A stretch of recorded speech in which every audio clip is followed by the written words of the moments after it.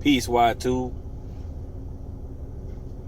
I overheard a story on Roland Martin's show about the black farmers dealing with the Trump,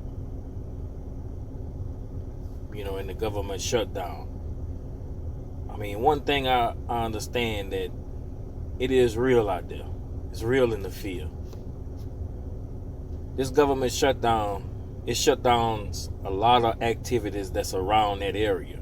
And a lot of people are working hard, not even getting paid.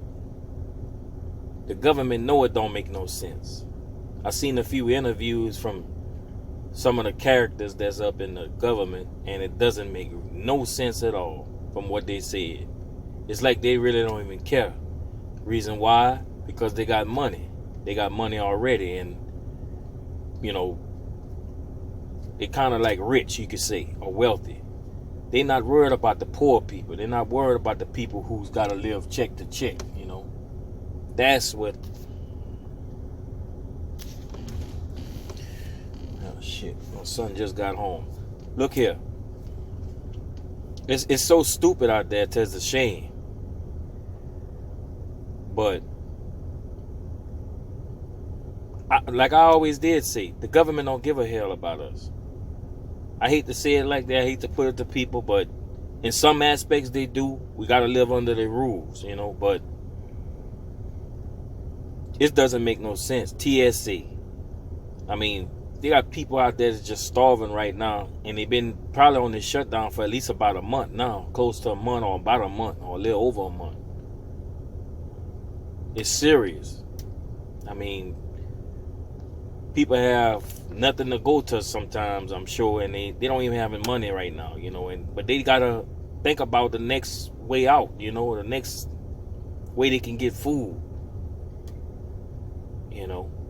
and they got stores already, and it's serious.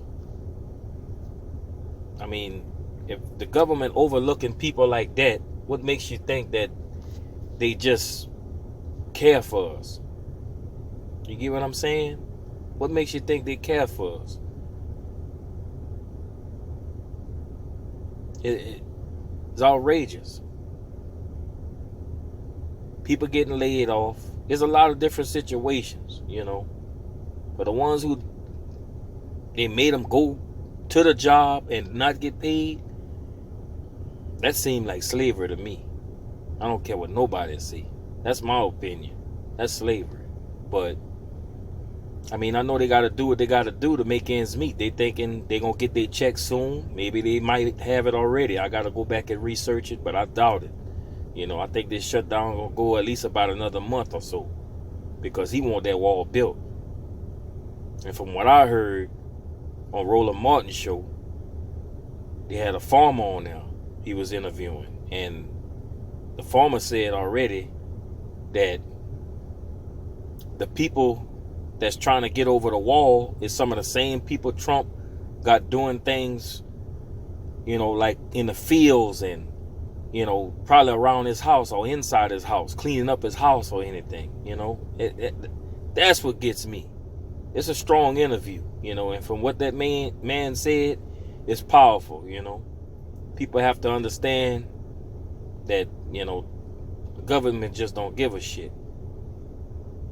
I mean, I hate to put it in this video, but it's real. It's real in the field. Nothing you can do.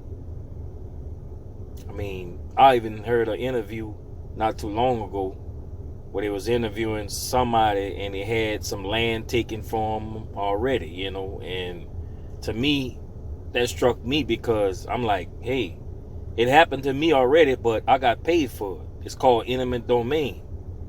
If you don't give it up, you can sell it or they'll take it. If they take it and you try to say, well, you can't have this land because of INIMENT domain coming at you. Trust me, it happened to me, but I got paid for it. But that's just a little part of my story. But I'm just saying, it's so stupid. I'm gonna let y'all watch this video from Roland Martin and the farmer getting interviewed by Roland Martin. He got some powerful words to say, and I hope y'all take heed to this. Just listen closely. It shows exactly, and y'all can research the interviews on CNN that when they ask other men in the White House on will Trump let like landlords, ask landlords to give people free rent or whatever. You can't do that. You ain't gonna be able to do that. Them people gonna charge whatever they want to charge, unless you put some type of document say they'll go to jail if you don't let them stay for free for a while or whatever. That to me is just blatantly insane. They know what they were saying. It's basically they saying, the government saying, hey, if you don't do this, we gonna do this to you. And that's it, plain and simple. We gonna take whatever you got, eminent domain gonna come in effect, and that's it. I mean, where I'm at in Louisiana, eminent domain, I done seen it happen to a couple of people, and it happened to me. It's all depending on what side of the ball you want to fall on. So, I mean, I'm not editing in this video. I'm thinking about what I'm saying. It's so real. But peep game, this Black Bro TV, I'm trying to come at you with some more information maybe you never heard. If you did hear it, still like, share, and subscribe to this channel. Because it's just so real in the field. That's all I can say. Peep up this latest video from Roland Martin, and I'll hit you back. Peace.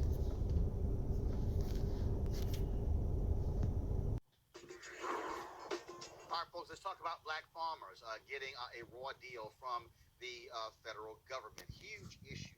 Farmers across the country are experiencing discrimination, not just from suppliers, but from the Department of Agriculture. And of course, we've been covering this story for years when they had a settlement, and then they had to fight for those dollars.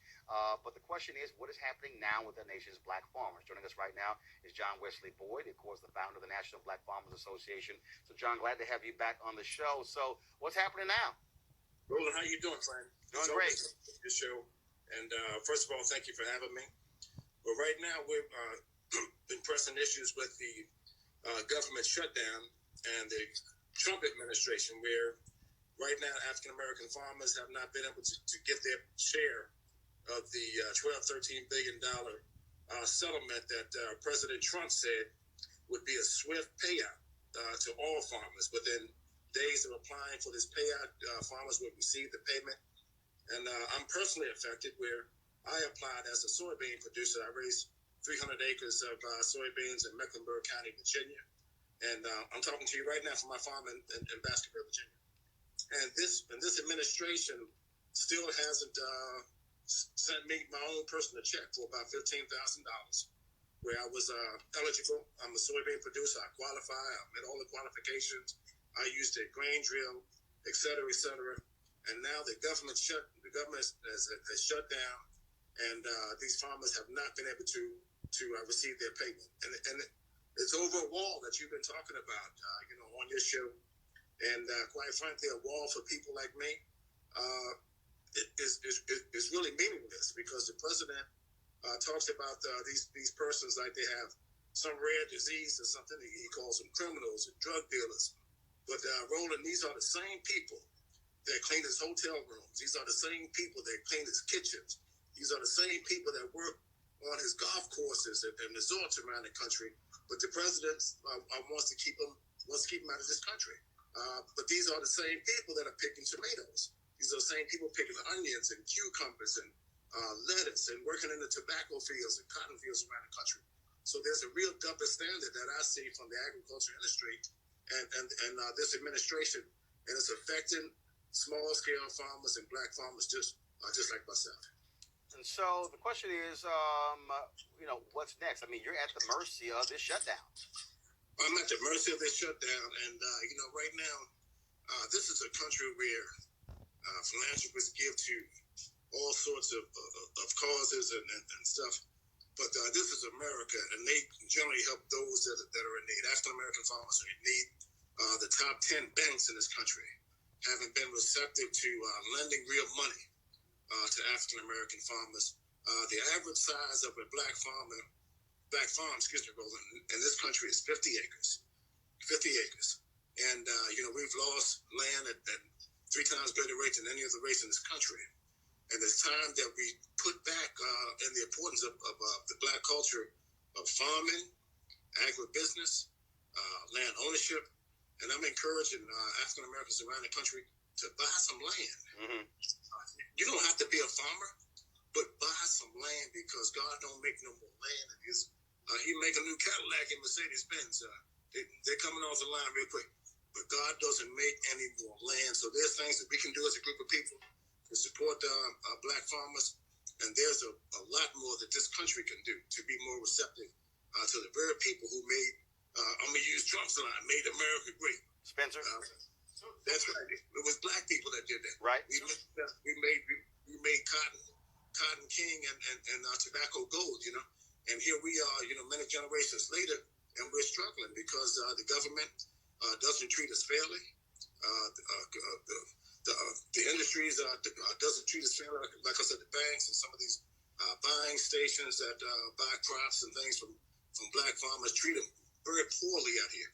And there's really no regulation out here, which is the major problem. When these things happen, who do you complain to? And what do you do? John, 1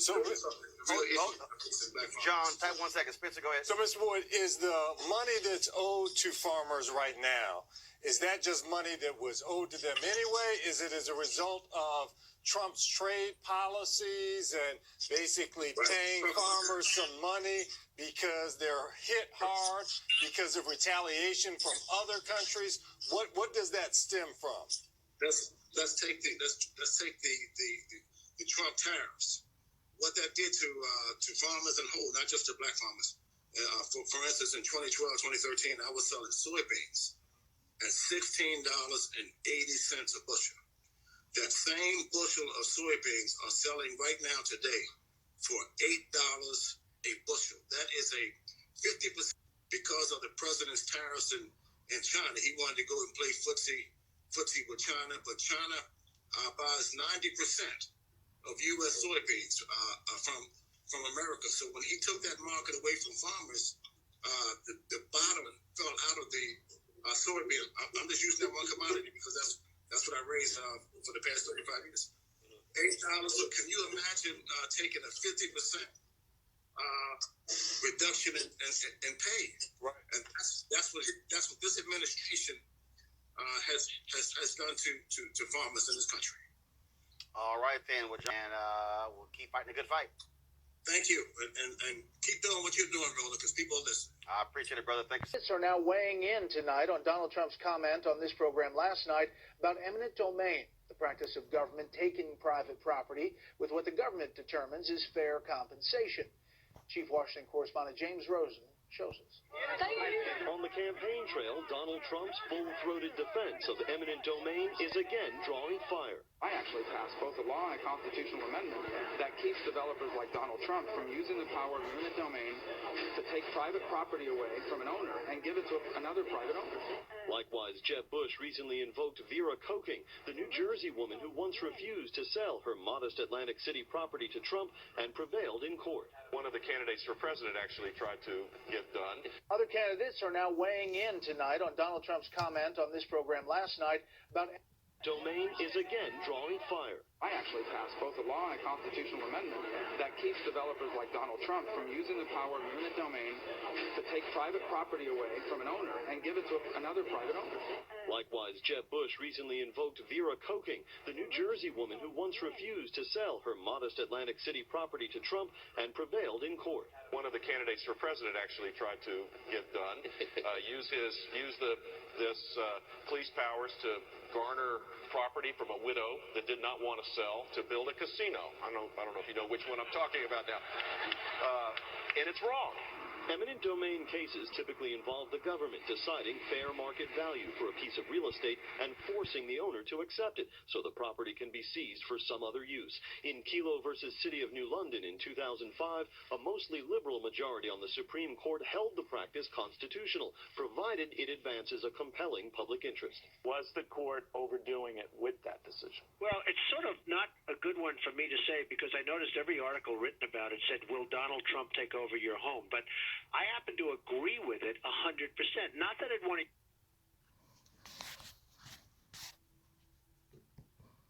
What happens is some are paid up front. You make a deal up front, and we're willing to do that in all cases.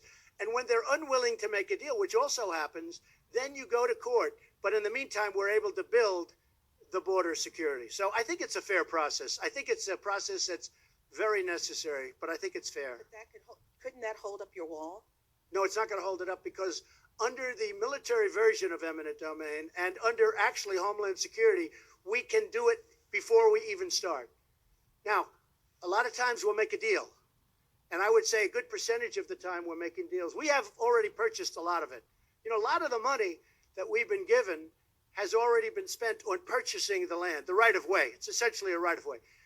So we are very, very far along on that. But eminent domain is something that has to be used, usually you would say for anything that's long, like a road, like a pipeline, or like a wall or a fence. Okay, thank you. Promising supporters that Mexico is going to pay for the Oh, wall, here we that go the again. wall was going to be made of concrete. You just said earlier that the wall could be made of steel, and right now our government is shut down over a demand from your administration that the American taxpayer pay for the wall. So how can you say you're not failing on that promise to your supporters? A very nice question, so beautifully asked, even though I just answered it. You didn't Look, answer. let me The just tell you, USMCA has not even passed Congress excuse me, yet, are you sir. ready? Are you ready? I just told you that we just made a trade deal, and we will take in billions and billions of dollars, far more than the cost of the wall. The wall is peanuts compared to what the value of this trade deal is to the United States. As far as concrete, I said I was going to build a wall. I never said, I'm going to build a concrete. I said I'm going to build a wall. You said Just so you don't, because I know you're not into the construction business, you don't understand something. We now have a great steel business that's rebuilt in the United States.